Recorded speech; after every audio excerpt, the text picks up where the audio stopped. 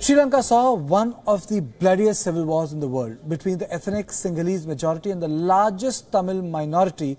The war lasted nearly 30 years, more than 1,200,000 people were killed, and it ended in 2009 with resounding defeat of the terrorist group Liberation Tiger of Tamil Eelam. Now, viewers will remember that it was the LTTE that killed Indian Prime Minister Rajiv Gandhi.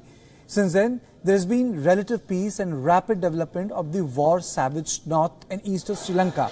But now, a fresh round of violence has burst that bubble of the relative wellness that Sri Lanka had begun to settle into. Now, during the previous 8 years, and this time, it is not Tamils and Sinhalese wreaking violence upon each other. The victims are Muslims. They are being beaten, their shops being burned, and several have lost their lives, both in Muslim-dominated eastern Sri Lanka as well as Sri Lanka's holiest town, Kandy, and its vicinity. Ever since a Sinhalese truck driver was reportedly attacked, quote-unquote, Muslim mob, and later who succumbed to his injuries, there's a nationwide emergency in place, curfew in Kandy, Diagna, the Kandy suburb where the lynching took place, and one report suggests that the government of Sri Lanka has even clamped down on the social media in the hilly town of Kandy, where the famous temple Dalida and Maligawa houses one of the Buddhism's holiest relics, the tooth of the Lord Buddha.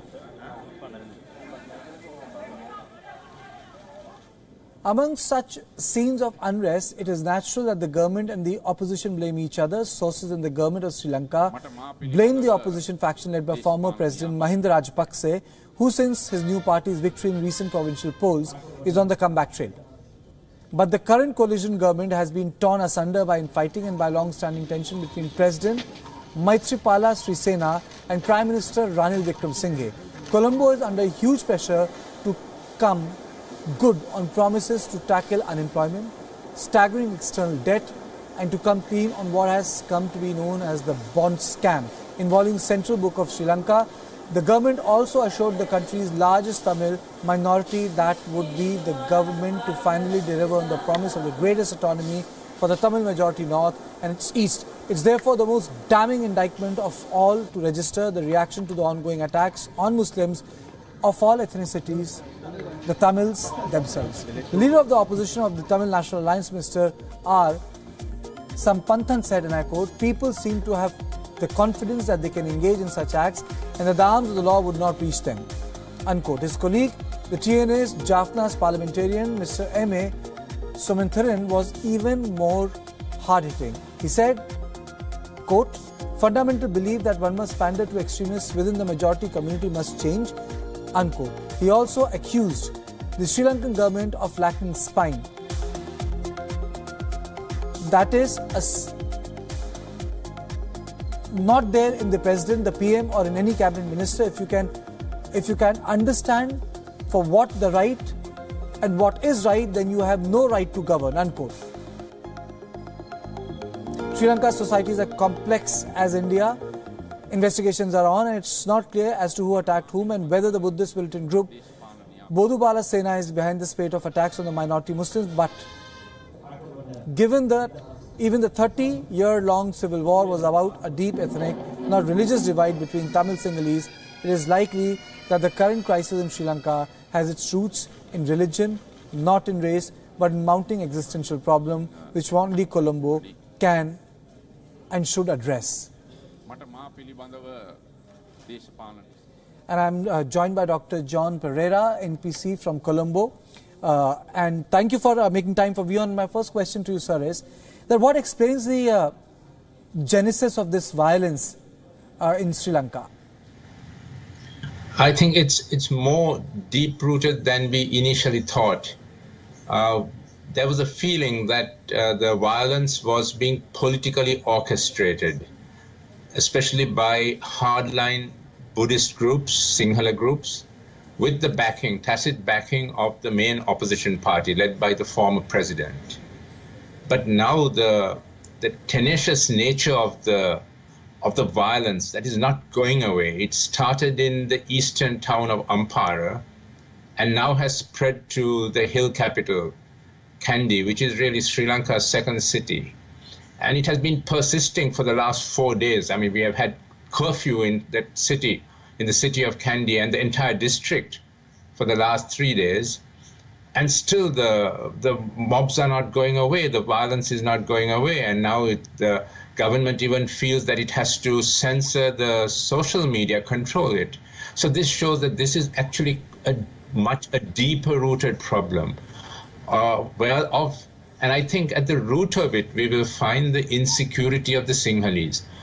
It is this insecurity of the Sinhalese, who are the majority in Sri Lanka, 75%, but have been described as a majority with a minority complex. It was first said in relation to the Tamils, because the Tamils of Sri Lanka, although only about 15% of the population, are seen by the Sinhalese, 75%, as being not just limited to Sri Lanka, but crossing the seas over to India, and even beyond to Malaysia, Singapore, where there is a Tamil presence. So they feel that they're a minority in the region. And now with regard to the Muslims, again, that sense of being a minority, a threatened minority, is coming to the fore. The sense that the Muslims are a vast global majority and that they will take over Sri Lanka. It seemed that this was just a fanciful thing being put across by extremists.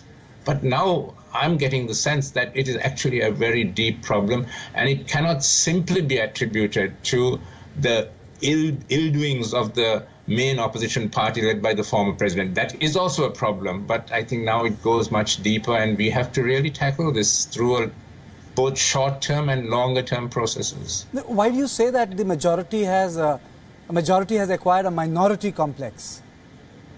Now, this has been there for a long time.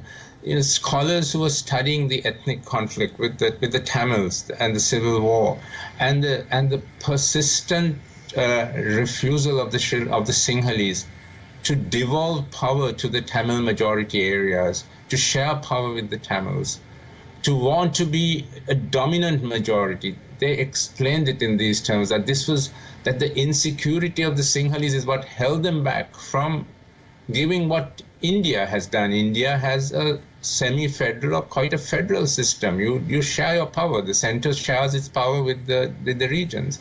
But in Sri Lanka, the political elite, the government elite, have been refusing to do that, and they're backed by the people in the refusal to give this the devolution to the Tamils. And the reason that scholars have come up with is that this is due to the Sinhala insecurity. That if you give power to the Tamils, they will break away, and then they will come back as in the past, in ancient times, and invade and dominate the Sinhalese.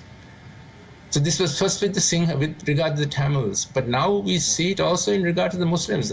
One of the proximate causes, the problem in the eastern town of Ampara, which sparked off the present round of violence, was that the Muslims there were putting birth control pills into food in restaurants, in Muslim-owned restaurants.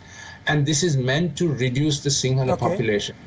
And the Sinhalese believe that the Muslims, because of their higher rate of birth, their expansion in terms of the economy, they're doing well economically, are going to take over Sri Lanka. They're going to become the dominant majority in the foreseeable future. Although, in fact, that is really not possible. Scientifically, arithmetically, it's not possible that a 10% minority will overtake a 75% majority in our lifetimes. It's not just simply not possible. But that's what the Sinhalese believe. And that shows the insecurity that they are feeling. Okay, I thank you so much, Mr. Perera, for joining us and making that point, that the social origin or the genesis of this violence is far deeper, and it's not located just because you have inter-party differences.